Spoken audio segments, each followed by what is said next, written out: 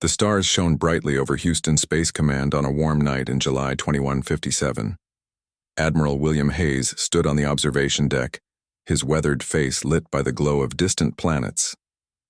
59 years old with gray hair and steady hands, he had served Earth's United Forces for almost 4 decades. Tonight would change everything. "Admiral, they're here," said Captain Lisa Morgan, her voice tight with tension. At 34, she led Earth intelligence with a sharp mind and sharper instincts. Hayes nodded. "Let's go meet our visitors."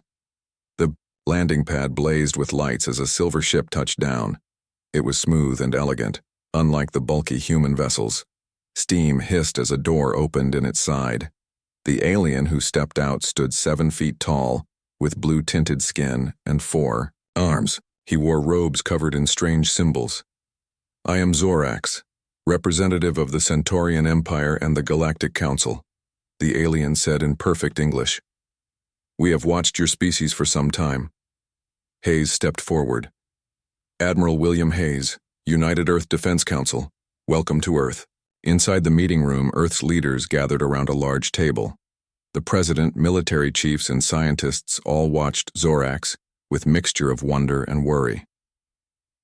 The Galactic Council governs over 200 species across this arm of the galaxy, Zorax explained. "We have come to offer Earth protection and guidance." Dr. Alan Foster, Earth's lead scientist on alien life, leaned forward. "What kind of protection do you mean?" Zorax smiled, showing teeth too perfect and too white. "Your species is young. You have barely left your planet. The galaxy is dangerous. Many predator species would see humans as easy targets. As a protected species under Council law, you would be safe." "And what would this protection cost us?" Hayes asked. "Very little. You would need to stop your independent space expansion. All your ships would need Council approval. Your military would be limited to Earth defense only. Some of your resources would support Council needs." Zorax spread his 4 hands. "A small price for safety." The room grew quiet. Hayes and the president shared a look. "We need time to discuss your offer," the president said. "Of course," Zorax replied. "You have 3 Earth days." After the alien left, the room exploded with voices. "This is outrageous." General Sam Peters pounded the table. "They want to turn us into their pets." "Or their slaves," Lisa Morgan added. "Why would advanced aliens care about protecting us unless they wanted something from us?" Hayes paced the room. "Dr. Foster, what do you make of this?" Foster rubbed his beard. "They've been watching us for how long? And why reveal themselves now? Our Mars colonies are just getting established. The asteroid mining operations are starting to yield serious resources." "Resources they want," said the president. "I think we need to learn more before we give them any answer." 2 days passed. Earth leaders debated while Lisa Morgan led a team investigating the Centaurians. Her discovery shocked everyone. "They've planted devices in every major city," she told Hayes, showing him a small silver object the size of a coin. "These have been scanning and reporting for years. And worse, we found evidence they've been taking human DNA samples without permission." Hayes felt cold anger rise in his chest. "Show me everything." When Zorax returned for Earth's answer, the meeting room felt different. Guards stood at every door. Hayes sat with his face hard as stone. "The United Earth Defense Council rejects your offer," Hayes said flatly. Zorax's blue face darkened. "You misunderstand. This is not truly an offer. It is the way things must be." "We found your spy devices," Lisa Morgan said, sliding one across the table. "We know you've been stealing genetic material from humans for decades."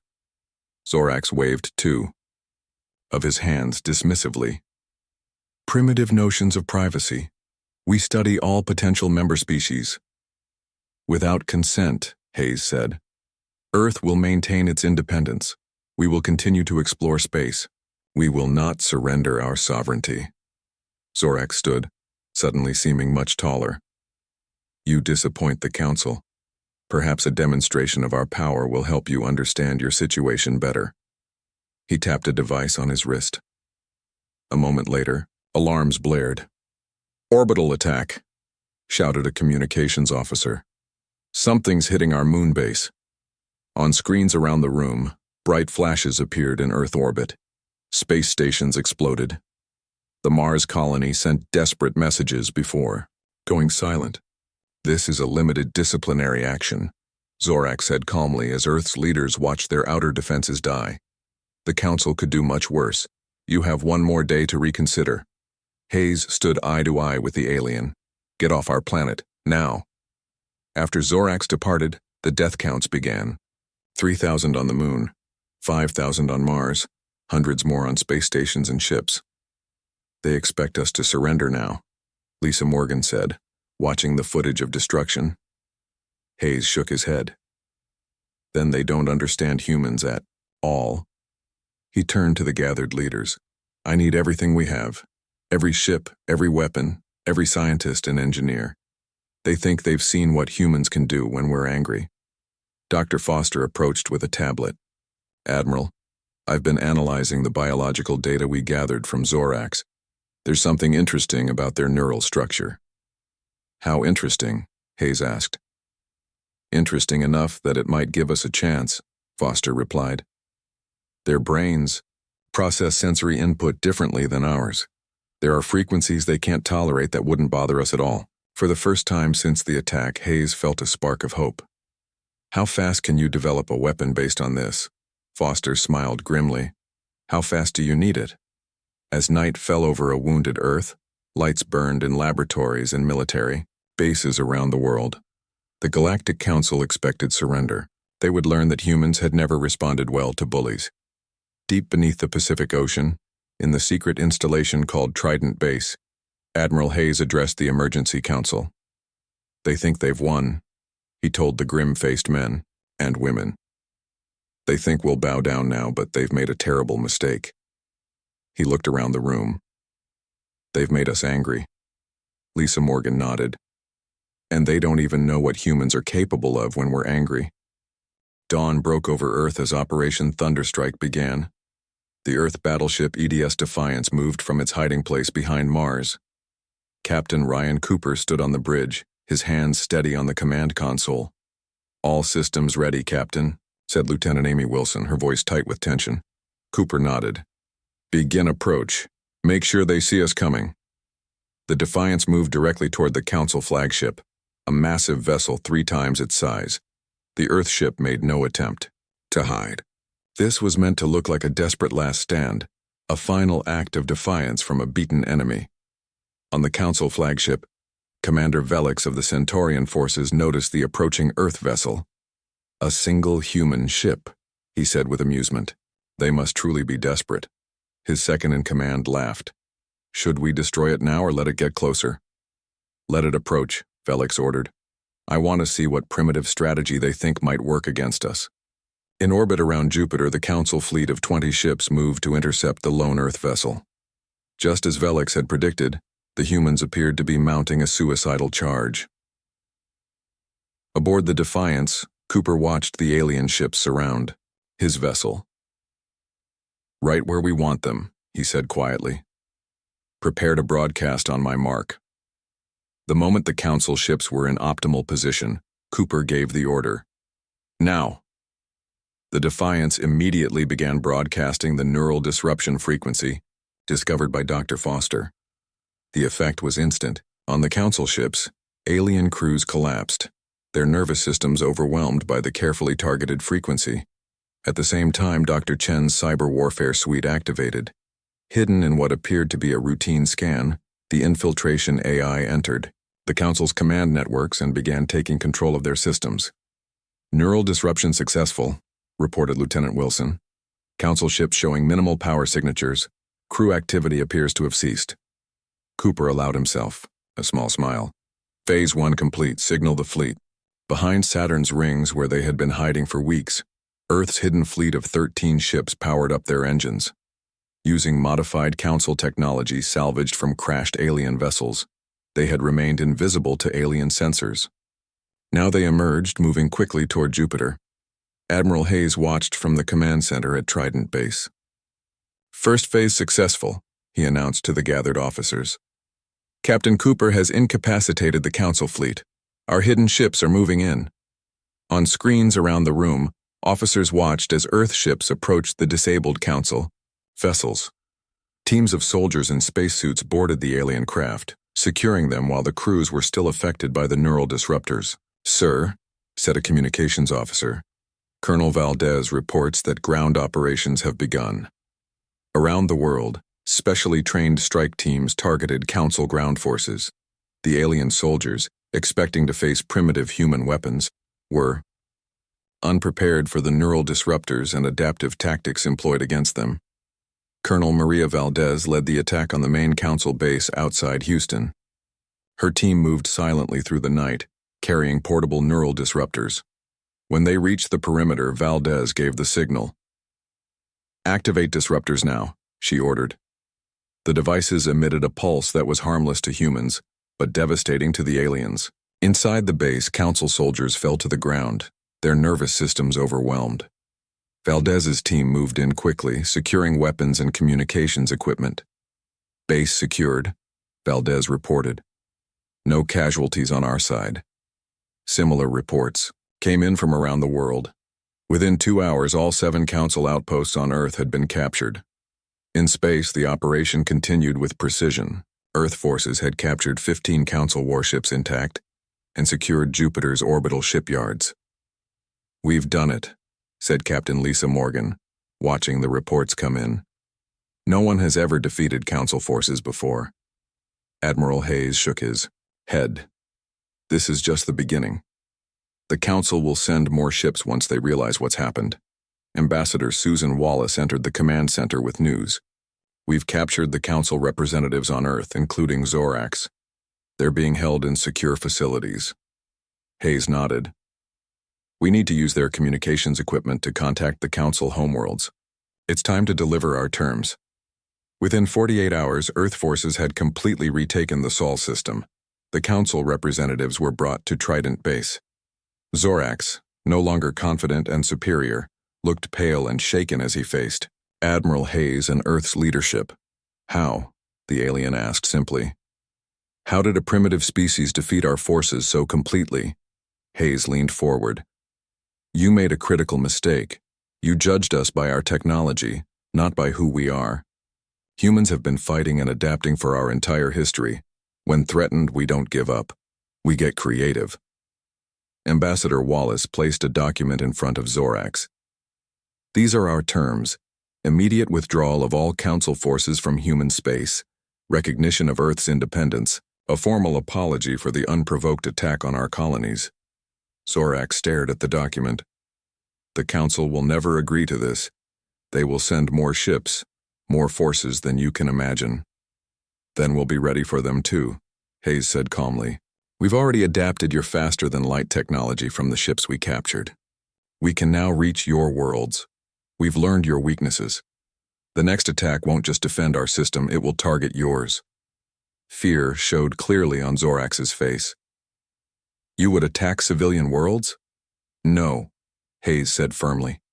"Unlike you, we don't target civilians, but we will disable your military capabilities.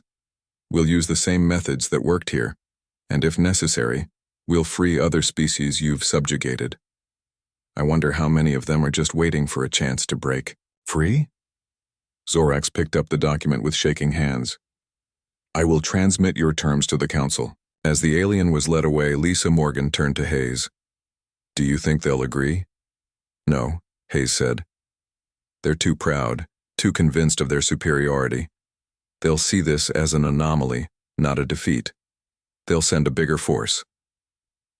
"Then what? Was the point of offering terms?" Morgan asked. Hayes smiled grimly. "To give us time to prepare Phase 2. In captured Council facilities around Earth, scientists and engineers worked frantically to understand and adapt alien technology. Dr. Foster continued his research into Council biology, developing more effective neural weapons. Dr. Chen's team improved their cyber warfare capabilities, finding new ways to infiltrate and control Council systems. At a captured shipyard in orbit around Mars, Commander Kate Sutton supervised the retrofitting of Earth ships with Council technology. "The faster-than-light drives are compatible with our vessels," she reported to Hayes. We'll have 5 ships ready for interstellar travel within a week. Hayes nodded. Good. We need to strike the enemy before they can strike us. He turned to Captain Cooper, who had returned from his successful mission. Captain, you'll lead the first mission beyond our solar system. Your target will be the Council's primary shipyard in the Rigel system. Cooper studied the star charts. What exactly are we going to do when we get there, Admiral? Not destroy it, Hayes said, surprising the officers gathered around. That would just confirm their belief that we're violent savages. Instead, you're going to infiltrate it. Captain Morgan will lead a team to access their central computer core. Dr. Chen has developed a program that will reprogram their automated defense systems. Lisa Morgan raised an eyebrow. To do what? To recognize Council ships as hostile, Hayes said with a thin smile. When their punitive fleet assembles there, they'll find themselves under attack from their own defenses. The officers exchanged looks of admiration at the plan's elegance. Meanwhile, Hayes continued, Dr. Foster's team has developed specialized nanites that can be deployed to Council homeworlds. They won't harm civilians but will disable military technology and communication systems. He looked around at Earth's defenders. They thought we were primitive. They thought we would surrender when faced with superior technology. Instead, we've turned their own technology against them. This is humanity's greatest strength. We adapt, we learn, and we fight back. As Earth prepared for the next phase of the war, news of the Council's defeat in the Sol system began to spread. For the first time in centuries, the Galactic Council faced a challenge to their authority, and they had no idea what was coming next. Dr. Alan Foster hadn't slept in 36 hours. His eyes burned as he studied the alien tissue samples under his microscope. 10 other scientists worked around him in the underground lab, each focused on a different aspect of the Centaurian. Biology. I've got something, Foster said suddenly. The other scientists looked up. Their neural pathways respond to frequency patterns in a way ours don't. He pulled up a simulation on the main screen. It showed waves of energy passing through human and alien brain tissue. The human tissue remained stable. The alien tissue showed disruption patterns. At this specific frequency range, their neural systems become overloaded. It wouldn't kill them, but it would definitely incapacitate them. Foster looked around the room. We could build devices to broadcast these frequencies. 500 miles away, Commander Kate Sutton led a team through the wreckage of a Council scout ship that had crashed in the Arctic. Ice crunched under her boots as she directed her soldiers. Careful with that, she said as 2 engineers removed a panel from the ship's control system. We need everything intact. The ship had been damaged in the Council's attack, but hadn't completely destroyed itself. This was their first chance to study alien technology up close.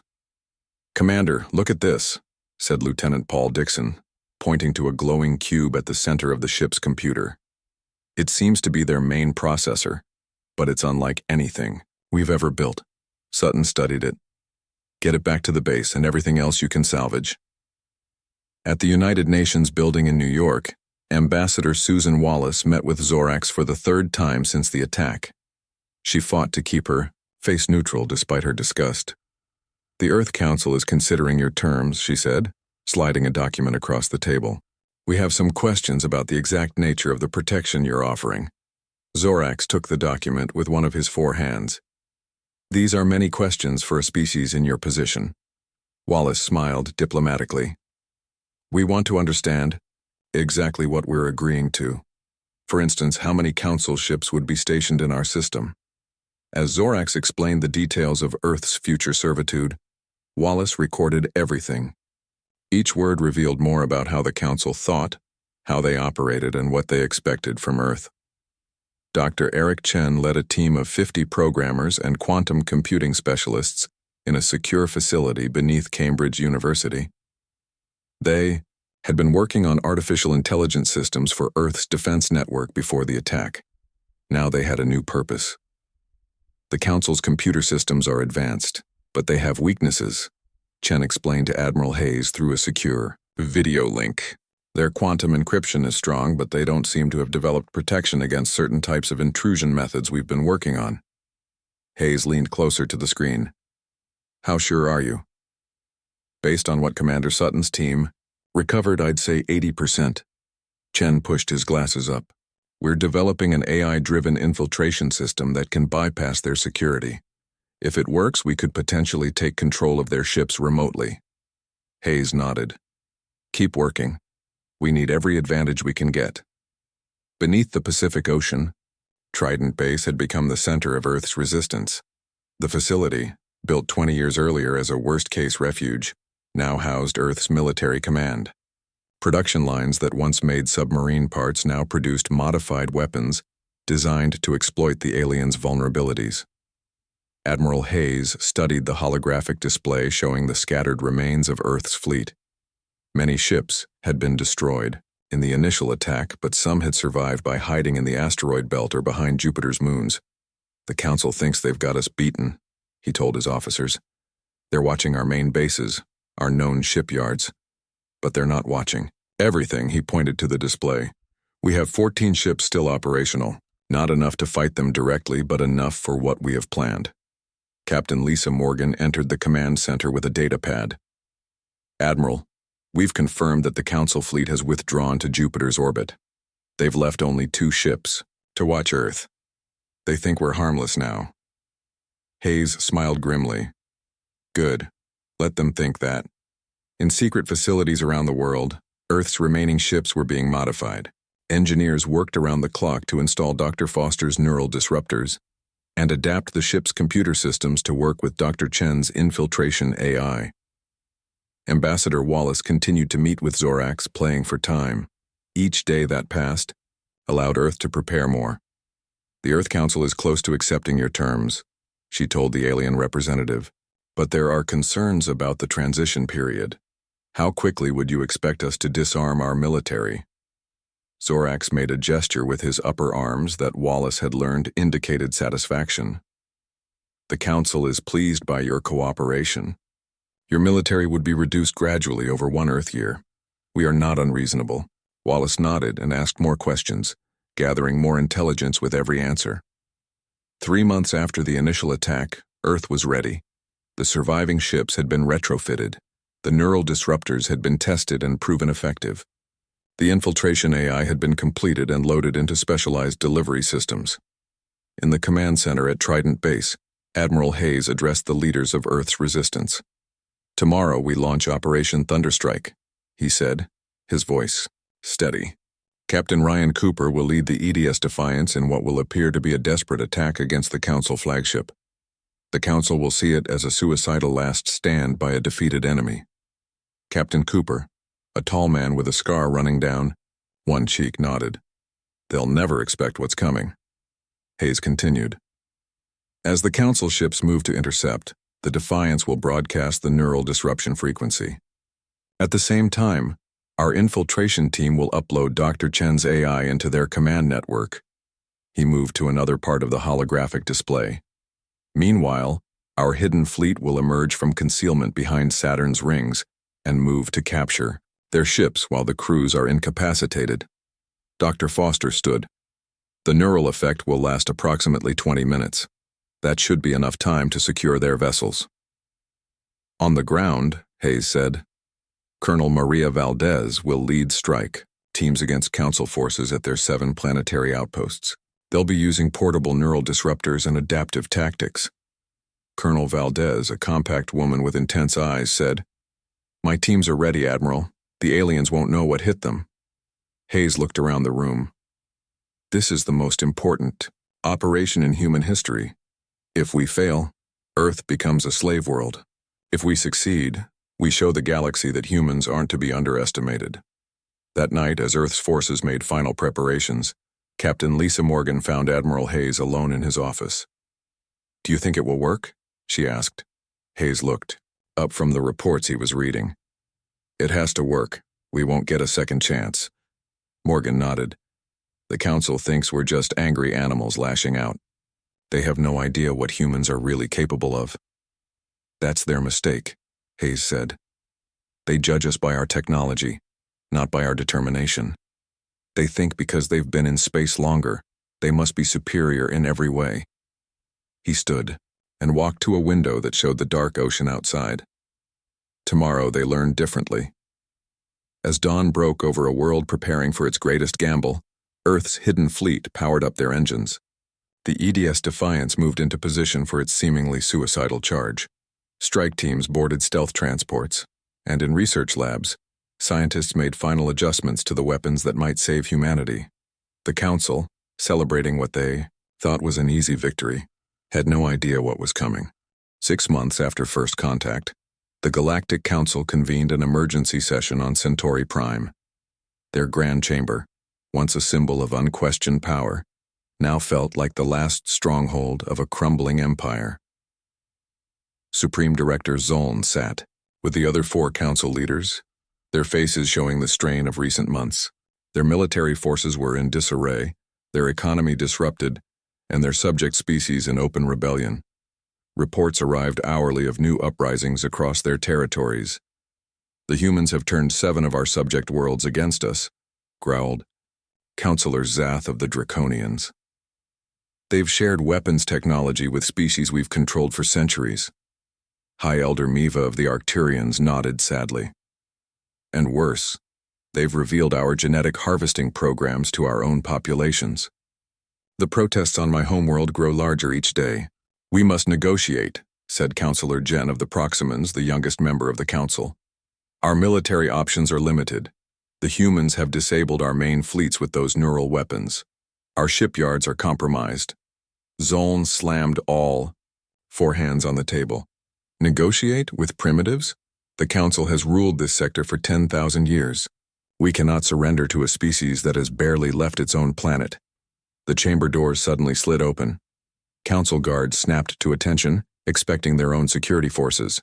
Instead, Admiral William Hayes and Ambassador Susan Wallace entered, flanked by representatives of the Free Species Pact. "How dare you enter this chamber uninvited?" Zoln shouted, rising to his full height.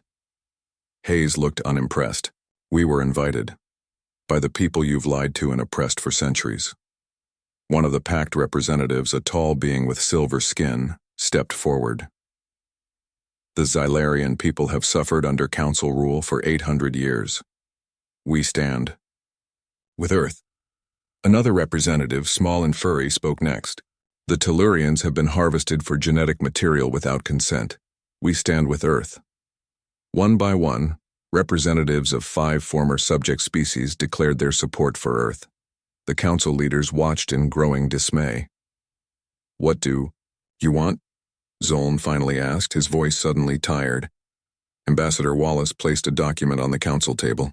"These are our terms. They are non-negotiable." Hayes added, "The dissolution of the Galactic Council in its current form, recognition of all sentient species' sovereignty, tribunals to address the Council's crimes against less advanced races." Zoln scoffed. "And if we refuse?" "Then we continue what we've started," Hayes said calmly. "The complete dismantling of Council civilization using the full arsenal of adapted weapons Earth now possesses. Your military is already crippled. Your economy is failing. Your own people are turning against you after learning the truth." He paused, letting the words sink in. "But that's not what we want. Humans don't seek destruction for its own sake. We want justice. We want peace. We want a galaxy where all species can develop without fear of subjugation." The council members exchanged glances, seeing the reality of their situation. Their empire was already crumbling. Earth had not just defeated their military, they had exposed their lies and united their victims. "We need time to consider," Zoln said, trying to maintain some dignity. "You have 1 Earth hour," Hayes replied. While the council deliberated, Hayes and Wallace spoke with the Pact representatives in an adjoining chamber. "Will they agree?" asked the Xylarian delegate. Hayes shrugged. "They have no real choice, but pride can make beings do foolish things." Wallace smiled. "They'll agree. They've ruled through fear for too long. Once that fear disappeared, they had nothing left." An hour later, the council summoned them back. Zoln, looking older than before, spoke for all 5 leaders. "The council accepts your terms," he said formally. "We will dissolve the current power structure and recognize the sovereignty of all species under our rule." 2 weeks later, Representatives from 37 species gathered on Earth to form the new Galactic Assembly.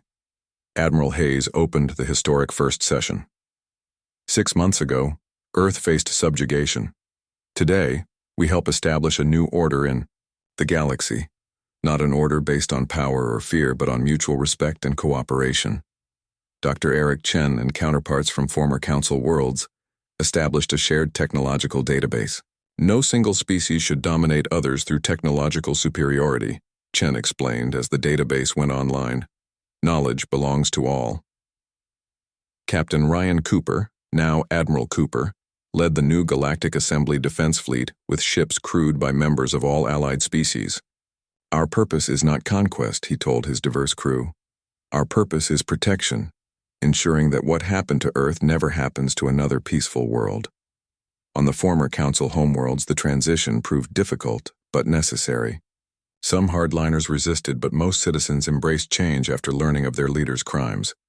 The Council species, humbled by their defeat, slowly integrated into the new order, learning for the first time what it meant to treat other, sentient beings as equals. Dr. Alan Foster led a new field of study, comparative xenobiology, bringing together scientists from dozens of worlds. Our differences made us vulnerable to each other, he explained to his students. Understanding those differences will make us stronger together. Captain Lisa Morgan headed the Assembly's Intelligence Division, working to identify and address threats before they developed. The Council fell because they underestimated humans, she told her agents. We will not make the same mistake with other species. 1 year after the initial hostile contact, the Galactic Assembly erected a monument on Earth where the first contact occurred. The granite obelisk stood 100 feet tall, inscribed with words in 37 languages. Never judge a species by its apparent technological development. Wisdom, courage, and determination can overcome any advantage of technology or time. Ambassador Wallace, now serving as Earth's representative to the Assembly, stood with Admiral Hayes at the monument's dedication ceremony. Did you ever imagine this outcome when the Council first arrived? She asked. Hayes shook his head. I just wanted Earth to survive. I never dreamed we'd end up reshaping the galaxy. Humans are adaptable, Wallace said with a smile. It's our greatest strength. That and our stubbornness, Hayes added. When Zorax threatened us, he didn't understand what he was unleashing. A transport ship passed overhead, carrying delegates from a newly discovered world, the 38th species, to join the Assembly. The galaxy was changing rapidly, growing smaller as connections between worlds multiplied. For thousands of years, the Council had maintained stability through oppression and fear. Now a new order was emerging, built on cooperation and respect. It wouldn't be perfect. No system created by imperfect beings could be, but it offered something the Council never had: hope. As the sun set on the dedication ceremony, Admiral Hayes looked up at the stars, thinking of how close humanity had come to enslavement and how far they had come since. The Council had seen humans as primitive and weak. Their ruthless attack was meant to crush human resistance. Instead, it had united Earth and revealed humanity's greatest strengths. The stars no longer seemed distant and unreachable. They were now neighbors, partners, friends. And somewhere out there, other species waited to be discovered, some peaceful, some perhaps not. The galaxy was vast and full of surprises, but thanks to Earth's ruthless counterattack, it was now a little bit fairer, a little bit kinder, and a great deal more interesting.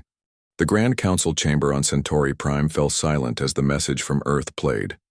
The 5 ruling species watched in disbelief as Admiral Hayes delivered human terms. Impossible, huffed Counselor Zath of the Draconians. His scaled skin flushed dark green with anger. A primitive species cannot defeat Council forces. High Elder Miva of the Arcturians tapped her long fingers against the marble table. Yet they have. An entire fleet lost, our representatives captured. Supreme Director Zoln, leader of the Centaurians and head of the Council, raised all 4 hands for silence. This is an anomaly, nothing more. The humans caught our forces unprepared. It will not happen again. He turned to his military commander. Prepare the punishment fleet. I want 1,000 ships.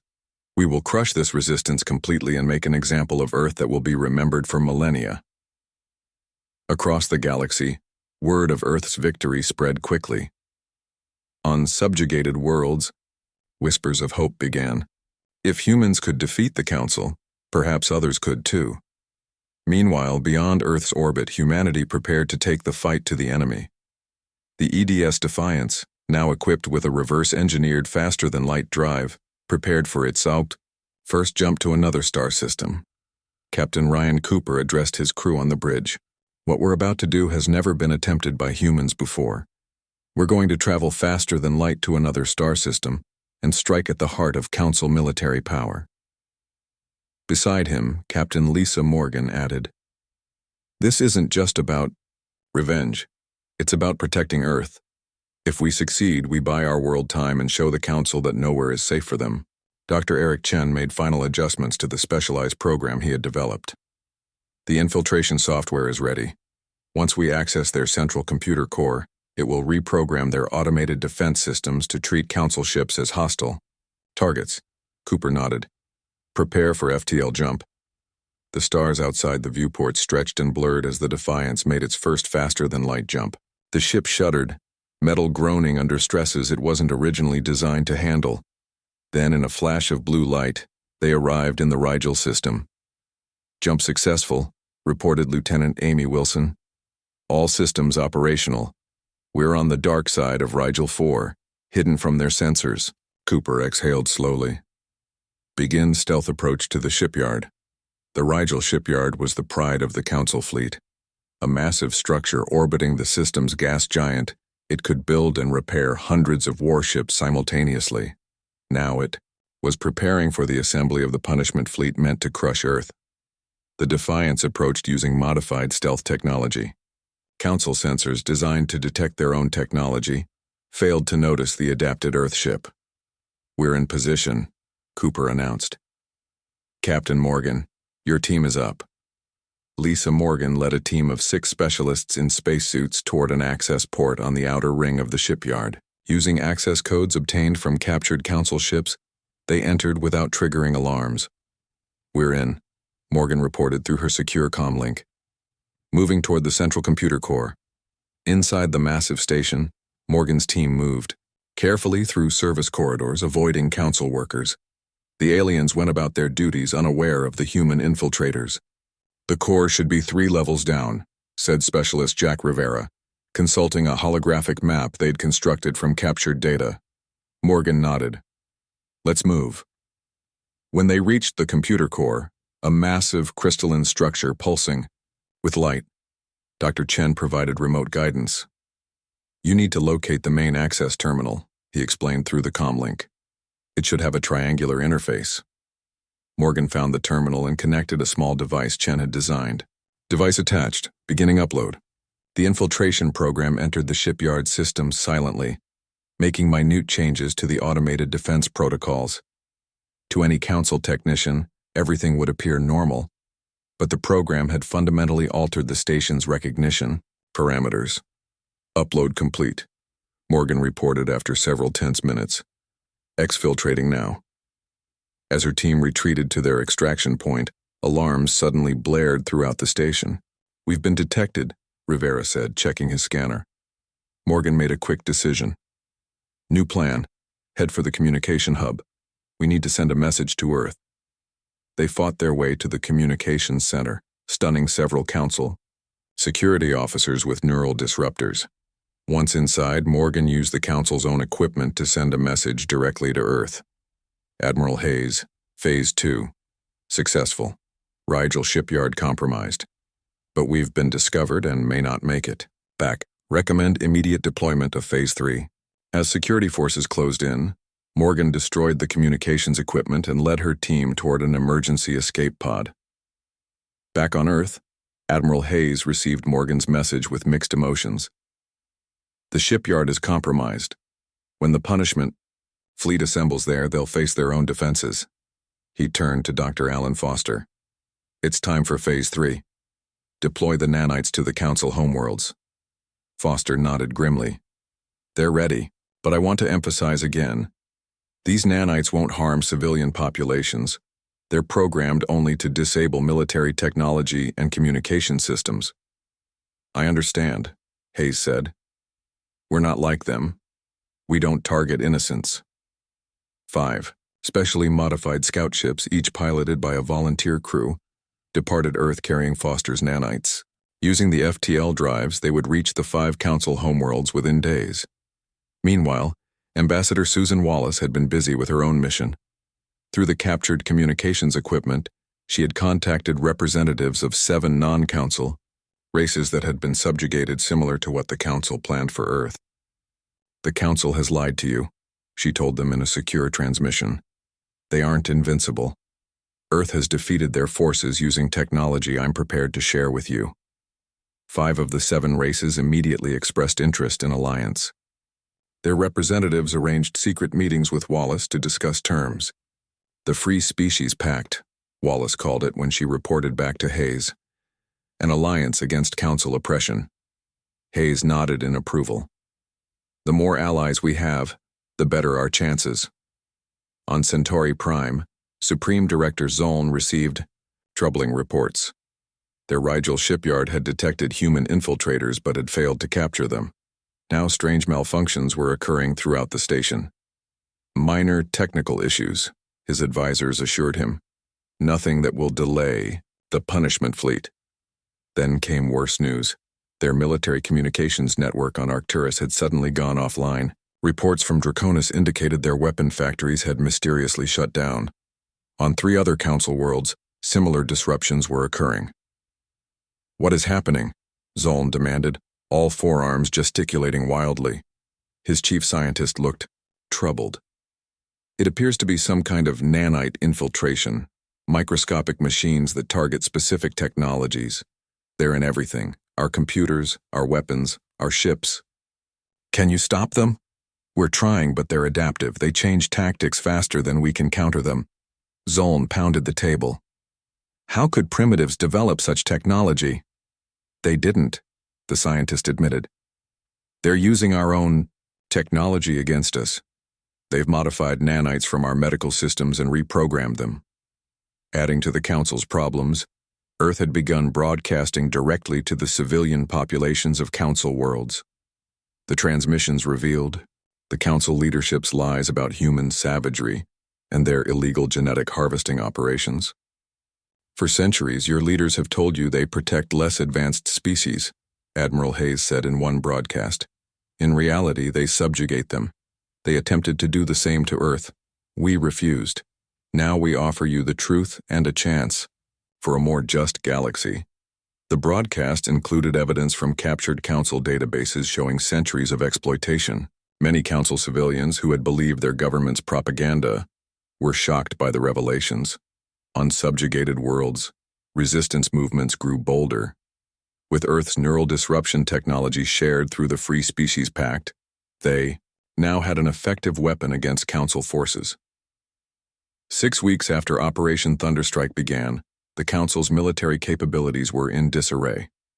Their punitive fleet, meant to crush Earth, never assembled. Their economy suffered as trade routes became unsafe due to growing rebellion. In a secured communications room at Trident Base, Admiral Hayes received an unexpected message. It came directly from Supreme Director Zoln. This conflict has gone far enough, the Centaurian leader said, his usual arrogance replaced by weary pragmatism. The Council is prepared to discuss terms. Hayes studied the alien's face on the screen. You attempted to enslave us. You killed thousands of our people. Why should we trust any offer you make now? Because continued conflict serves neither of us, Zoln replied. You have proven your species' capabilities. We are prepared to recognize Earth's independence. Hayes shook his head. That's not enough. Not anymore. We want the freedom of all species under Council rule. We want acknowledgement of your crimes. We want a new galactic order where no species dominates another through force. Zoln's face darkened. You ask too much. No, Hayes said firmly. We ask for justice, and if you refuse, we'll continue until the Council no longer exists as a power in this galaxy.